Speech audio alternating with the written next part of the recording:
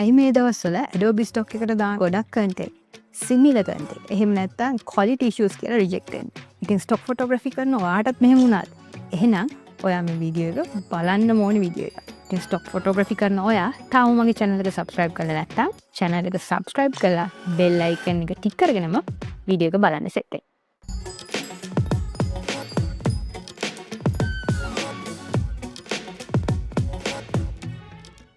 ඉතින් මේ විදිහට similar content කියලා එයාලා දාන photos illustrations ගොඩක් ඒවා reject වෙනවා කියලා ගොඩක් අය message කරලා තිබුණා.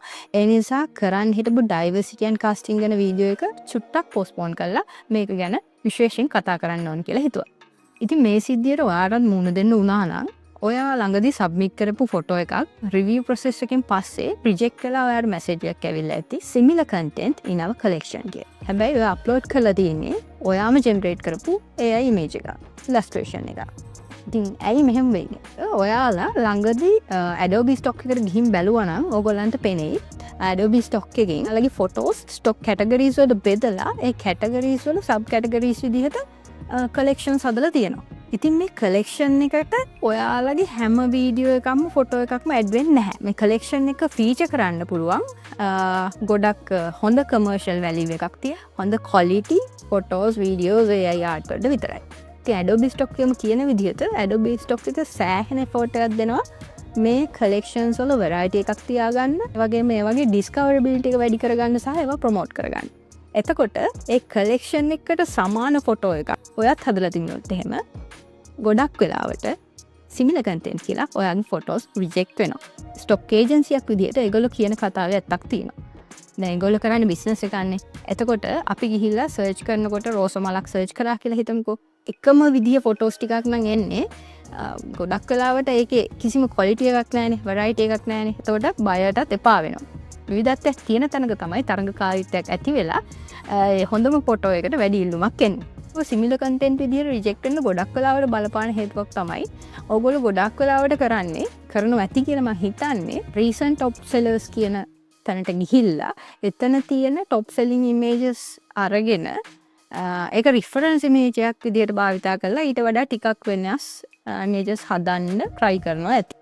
මෙන්න මේක ඔයාගේ photos reject වෙන්න ප්‍රධාන හේතුවක්.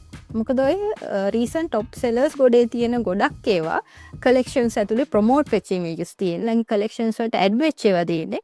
ඉතින් ඔයා ඒක reference image එකක් විදිහට භාවිතා කරලා හදන ගොඩක් images ඒවට ගොඩක් සමානයි. ඒ වගේම ඔයාලා ගොඩක් වෙලාවට කරන්නේ ඒ images වලම තියෙන title එකයි keywords ටිකයි copy කරලා paste කරන එක.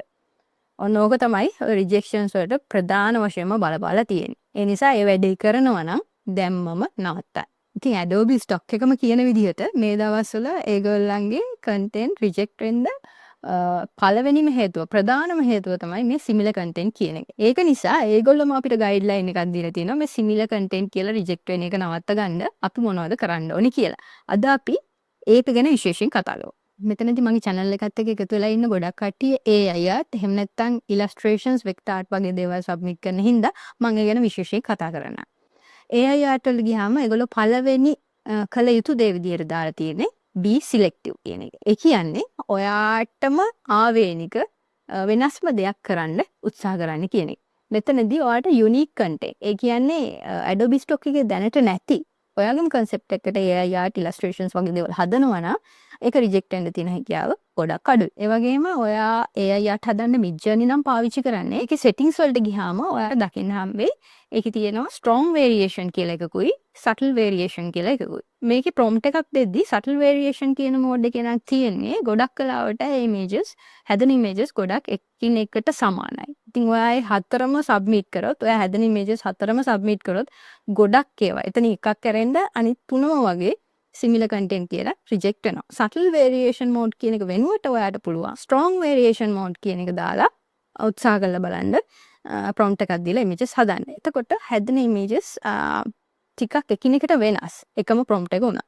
එතකොට ඔයාලට පුළුවන් එතනින් images එකකට වඩා කියන්නේ දෙකක් වගේ තෝරගෙන upload කරන්න. මේ තියෙන තත්ත්වය අනුව එකම prompt එකේ images හතරම නම් upload කරන්න යන්න එපා.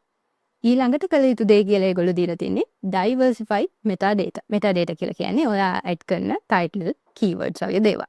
එතකොට ඕගොල්ලෝ මෙච්චර කාලයක් කරන්නේ නැත්තේ එකම concept එකකට හදන AI art නම් ඒකට එකම කීවර්ඩ්ස් ටික එකම ටයිටල් එක කොපි පේස්ට් කරගෙන යන්න ඇති.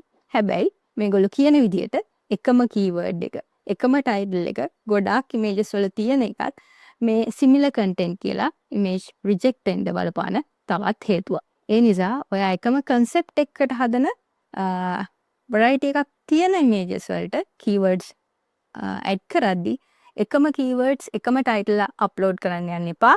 ඒ වෙනුවට slightly පොඩ්ඩක් keywords title වෙනස් කරන්න. ඒ වගේම ඒ අප්ලෝඩ් කරන ඒ art එකට image එකට අදාළ වෙන keywords සහ title විතරක් දාන්න. ඊළඟ එක තමයි මම හැමදාම කියන එක think like a customer. අර අපි ක්‍රියේටර් කෙනෙක් විදිහට හදනවට වඩා මේකට මාකට් වැලියු එකක් තියෙන්නේ කොහොමද කියන එක හිතට අරගෙන කස්ටමර් කෙනෙක් බලන විදිහට ඔයාලා ෆොටෝස් හදන්න හැදුවොත් ගොඩක් මාකට් වැලියු එකක් තියෙන ෆොටෝස් ඔයාලට හදන්න පුළුවන්. මේක ගැන මම කලින් වීඩියෝස් වල ඕනේ තරම් කතා කරලා තියෙනවා. ඊළඟට එයාලා නොකළ යුතු දේවල් ගැනත් සඳහන් කරලා තියෙනවා. මේකෙදි විශේෂයෙන් සඳහන් කරලා තියෙනවා AI art එකම හදනකොට ඒ වගේ විෂුවල් චේන්ජ් එක වෙනස් වුණාට. ඒ කියන්නේ ඔයා හදන ඉමේජ් 4ක් හරි 3ක් හරි ගත්තම ඒක බැලු බැලමට එකිනෙකට වෙනස්. හැබැයි එකම ඩිසයින් එක පොඩ්ඩක් වෙනස් වෙලා තියෙන්නේ. ඒ වගේ ඒවා අප්ලෝඩ් කරන්න යන්න එපා කියලා. ඒ වෙනුවට එතනින් හොඳම quality image එක වැඩිම වටිනාකමක් තියෙයි කියලා ඔයාලට හිතන image එකක් විතරක් තෝරාගෙන අප්ලෝඩ් කරන්න කියලා. ඔය මං කියපු කාරණේ ඒගොල්ලෝ විශේෂයෙන් එපා කියලා සඳහන් කරලා තියෙනවා. ඕගොල්ලෝ prompt එකක් දීලා images 4ක් හැදෙනවා නම් ඒ 4ම නම් කීයටවත් අප්ලෝඩ් කරන්න යන්න එපා කියලා. ඒකෙන් හොඳම එක විතරක් තෝරාගෙන අප්ලෝඩ් කරන්න කියන එක. මේක මං විතරක් කියන එකක් නෙමෙයි. Adobe guideline එකේ මේගොල්ලෝ දැන් කියලා තියෙන එක. ඒ වගේම මේගොල්ලෝ කියලා තියෙනවා quality content upload කරන්න ඒ වගේ තියෙන වාණිජමය වටිනාකම නැත්නම් commercial value එක ගැන ගොඩක් අවධානය යොමු කරන්න කියලා. ඒ වගේම title සහ keywords දාද්දි අනිවාර්යයෙන්ම ඔයාගේ ෆොටෝ එක එහෙම නැත්නම් AI art එක එහෙම නැත්නම් illustration එක represent වෙන ඒකට ගැලපෙන ඒකට අදාළ වෙන ඒවා විතරක් keywords සහ title විදියට පාවිච්චි කරන්න කියන එකත් විශේෂයෙන් මතක් කරලා තියෙනවා. ඔය image වල variation එකක් ගන්න. ඒ කියන්නේ images දෙක තුනක් submit කරනවා නම් ඒකේ variation එකක් ගන්න හිතාගෙන එකම image එක flip කරලා upload කරනවා. එහෙම නැත්නම් crop කරලා upload කරනවා. එහෙම නැත්නම් ඒ වගේ background එක හලයක චුට්ට වෙනස් කරලා upload කරනවා. aspect ratio එක වෙනස් කර upload කරනවා. එහෙම නැත්නම් image එකේ filter එක වෙනස් කර upload කරනවා නම් ඒ වගේ දේවල් කරන්න යන්න එපා. image reject වෙනවා. vector art සහ illustrations වලටත් මේ කතාව මේ විදිහටම අදාළයි. vector arts වලදී මේගොල්ලෝ කියලා තියෙනවා එකම design එක variation 3කට විතර සීමා කරන්න ඊට වඩා submit කරන්න එපා කියලා. මෙතනදී composition එක, ඒ design එකේ composition එක, color එක slightly change කරන්න කියන එකත් ඒගොල්ලෝ කියලා තියෙනවා.